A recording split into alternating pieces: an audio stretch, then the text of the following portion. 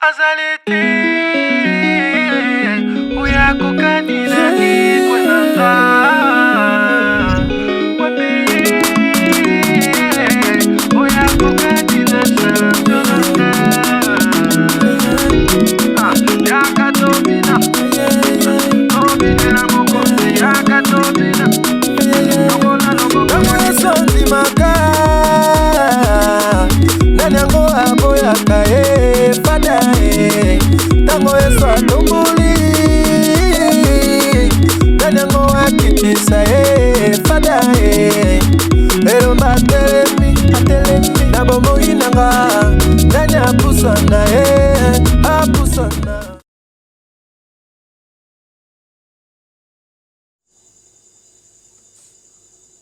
Très chers compatriotes, bonjour.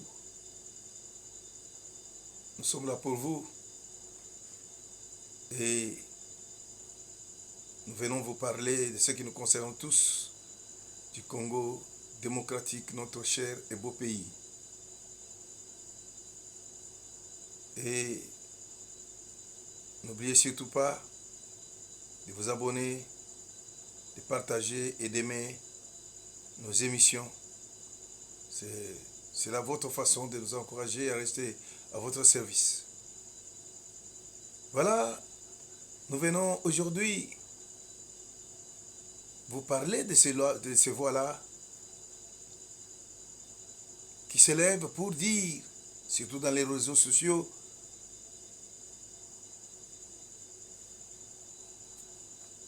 qu'il s'agit de rumeurs.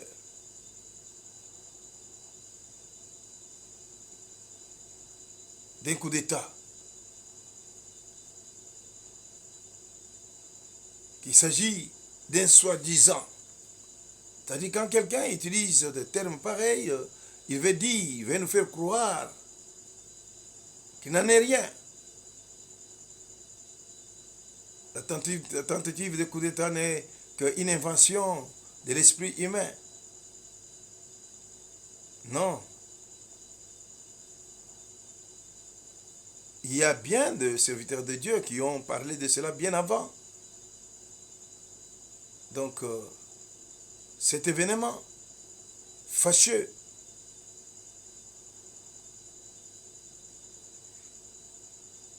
nous pouvons suivre un pasteur congolais qui a parlé de cela sur le plateau de Peroluara. C'était bien avant l'événement. Il a annoncé et il a confirmé que c'est Dieu qui lui a révélé cela. Et quand ça arrive, il y a des petits esprits qui viennent nous faire croire que ce n'est qu'une invention de l'esprit humain.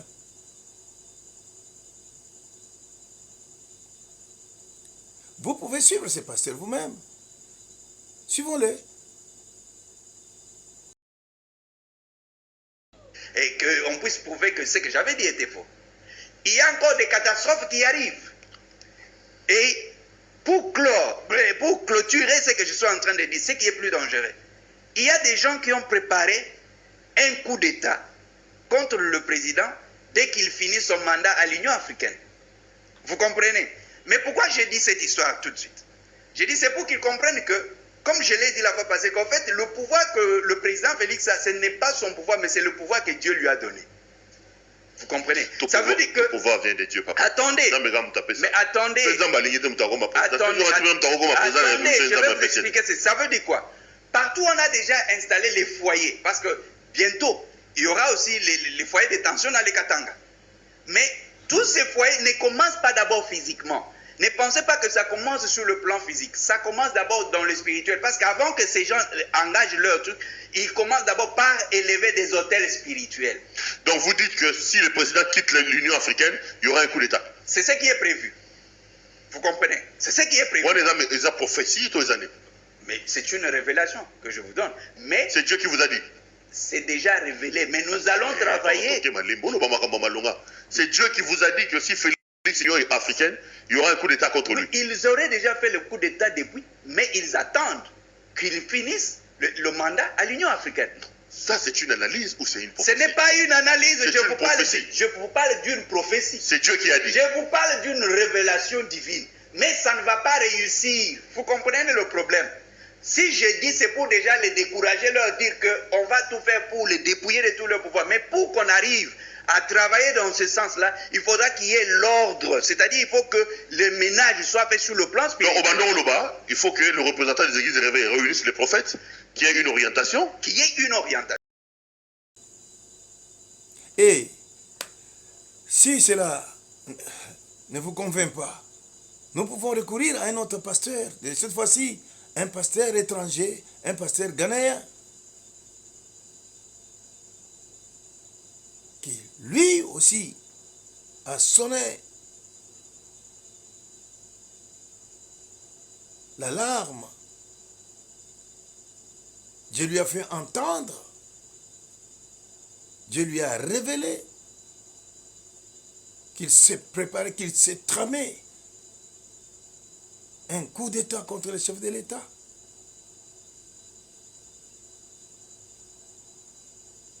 Et que Dieu n'était pas d'accord avec. Nous pouvons suivre ces pasteurs ghanéens, les bishops d'Ancan, si je ne me trompe pas.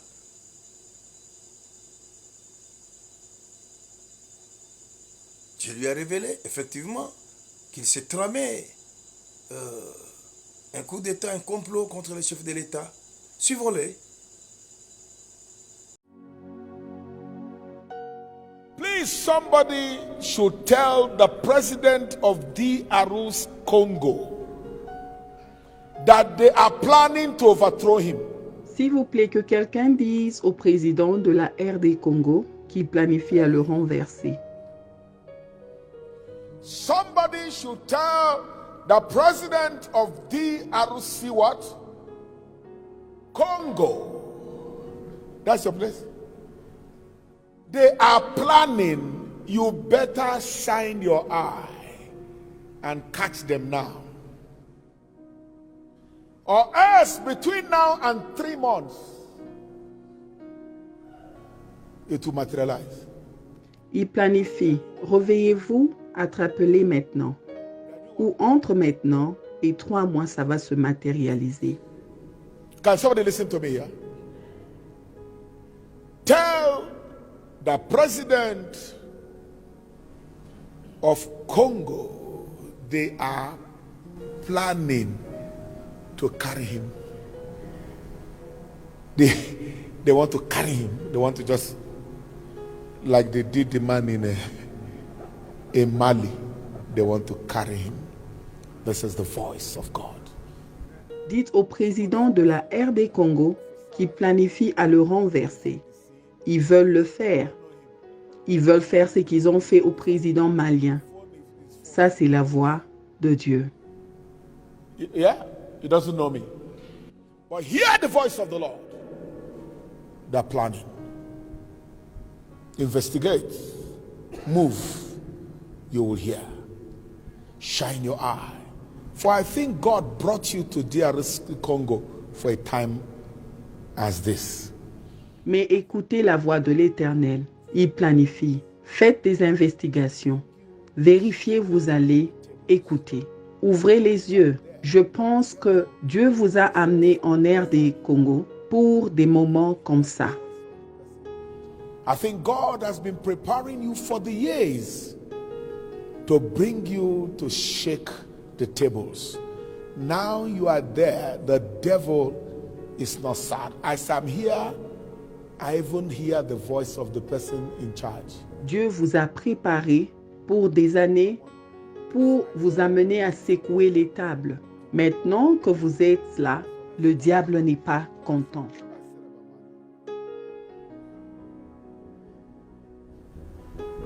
We'll be praying for you. Nous allons prier pour vous.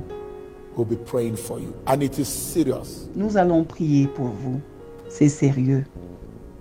Some of you are watching me. Write it there so that they can be afraid, so that they can know that the secret has been revealed. Il y a des gens qui me suivent maintenant. Écrivez ça pour qu'ils aient peur, pour qu'ils sachent que le secret a été dévoilé. We need peace in Africa. We are tired of bloodshed. We are tired of military juntas. And we are tired of people trying to cause confusion. Nous avons besoin de la paix en Afrique. Nous sommes fatigués de voir le sang couler. Nous sommes fatigués des mercenaires. Nous sommes fatigués des gens qui veulent amener la confusion dans les nations. We'll be praying for you. Nous allons prier pour vous We'll hold you. et vous soutenir. But you are wise. You know what to do. Mais vous êtes sages et vous savez ce qu'il faut faire.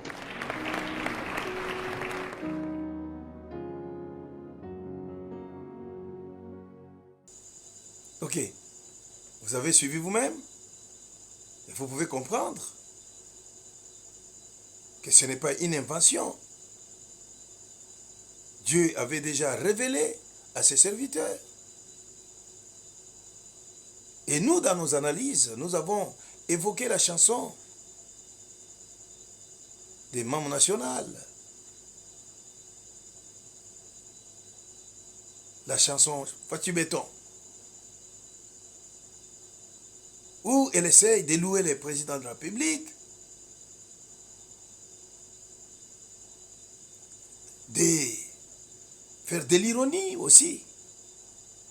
Parce que personne ne veut pas croire, ne veut pas accepter que le chef de l'État a beaucoup fait. On veut nous faire croire qu'il n'a rien fait.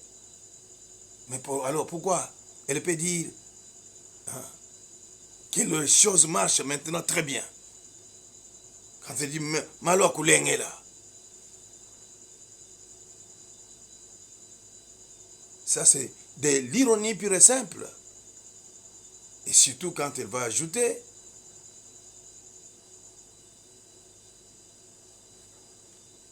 Oyo Lukaki Yangoyo.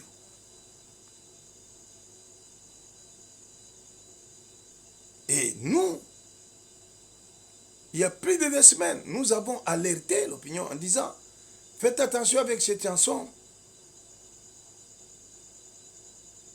qui véhicule un message codé. Et à suivre le message, on dirait que elle serait au courant d'un complot ourdi contre le chef de l'État. Suivons notre émission de ce jour-là. Il y a plus de 16 jours, 16 jours passés.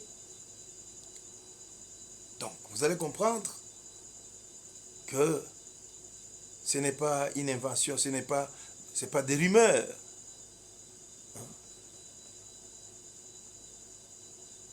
Ce n'est pas des soi-disant tentatives de coup d'État. Il s'agit bel et bien d'une tentative de coup d'État. Il s'agit bel et bien d'un coup d'État monté et manqué. Mais tout ce que nous pouvons vous dire, écoutez, le chef de l'État ne travaille pas pour lui-même, il travaille pour le pays, pour tous les Congolais. Vous savez que nous avons eu affaire à des gens qui ne pouvaient que se servir eux-mêmes. Et le bien-être de la population ne leur disait rien. Tout ce qui restait, c'était de vendre les Congolais. Tout était déjà vendu. Tout ce qui appartenait à l'État était déjà vendu. Maintenant, il ne restait plus que les Congolais à vendre. Mais Félix Antoine Tshisekedi Tshilombo, son Excellence, président de la République, chef de l'État, il a bien dit, dans ce meeting au Kasaï, qu'il n'y avait plus rien à voler, il n'y avait plus rien à détruire, parce que tout était déjà détruit, le pays était déjà mort, mais nous sommes venus pour les relever, pour les rebâtir, pour les reconstruire. Voilà ce qui était bien dit, malgré que même des soi-disant serviteurs de Dieu, mettons-les entre guillemets, ou même entre parenthèses, qui veulent prendre seulement une partie de ses propos et laissant une autre partie qui explique bien ce qui précède. Et nous pouvons dire que le Congo, ou l'intellectuel congolais, les leaders congolais, les leaders religieux congolais, est tombé plus bas.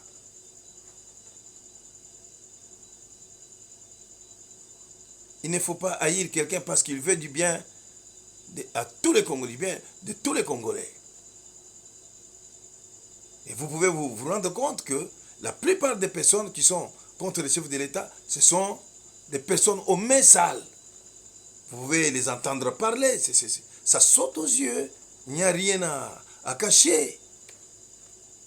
Ce n'est un secret pour personne, on sait que ce sont des personnes aux mains sales.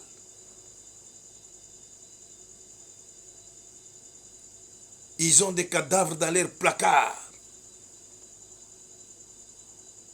Parce que sinon, comment expliquer l'acharnement contre le chef de l'État alors qu'il n'a rien pris à personne?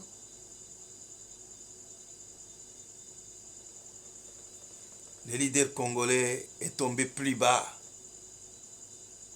Il appelle les mensonges vérité et la vérité mensonge. Le bien, c'est devenu mal et le mal est devenu bien pour les leaders congolais. C'est pas normal. Il est temps que l'on puisse comprendre que Dieu nous a fait une grâce particulière en nous donnant Félix Antoine Tshisekedi Tshilombo comme chef de l'État, président de la République. Nous sommes un peuple béni. Il est respecté partout, sauf au Congo, parce que les médiocres se sont multipliés dans les pays. Quand quelqu'un a la haine, c'est un médiocre. Un jaloux, c'est un médiocre. Un menteur, c'est un médiocre. Hein? Un haineux, c'est un médiocre. Un manipulateur, c'est un médiocre.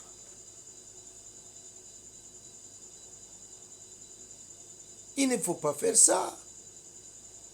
Vous savez, beaucoup de gens sont en train de parler parce qu'ils ne connaissent pas les principes de la vie et les lois de la vie. Écoutez, dès lors que vous commencez à mentir, à calomnier les gens, vous mettez votre vie en danger. Vous mettez votre vie en danger parce que un jour, vous serez surpris.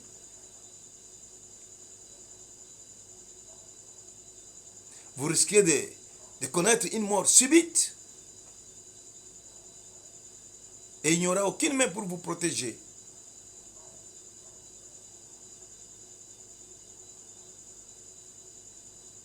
L'amour du prochain protège.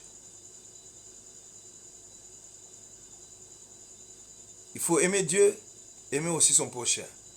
Et quand on aime Dieu et on aime son prochain, on ne peut pas les calomnier, on ne peut pas les salir inutilement, on ne peut pas commencer à les dénigrer, à les saboter.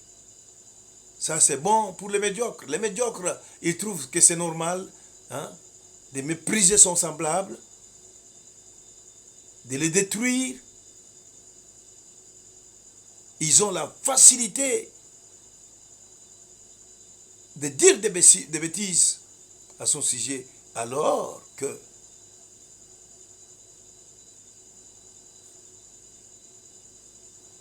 ce sont les médiocres eux-mêmes qui étalent leur médiocrité sur la place publique. Merci. Nous pouvons affirmer une fois de plus qu'il s'agit bel et bien d'une tentative de coup d'État, mais qui a échoué.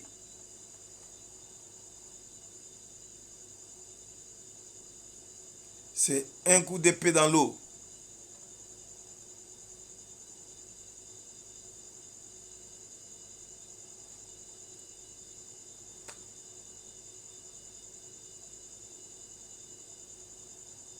Je vous remercie pour votre attention.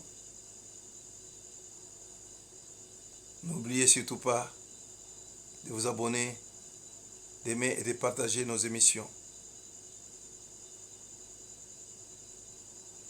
Avec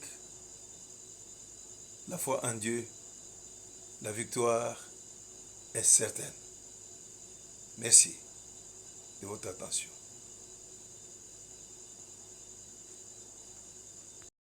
Azalete, oya kokanila ni kwenanga. Wapeye, oya kokanila salamjonanga.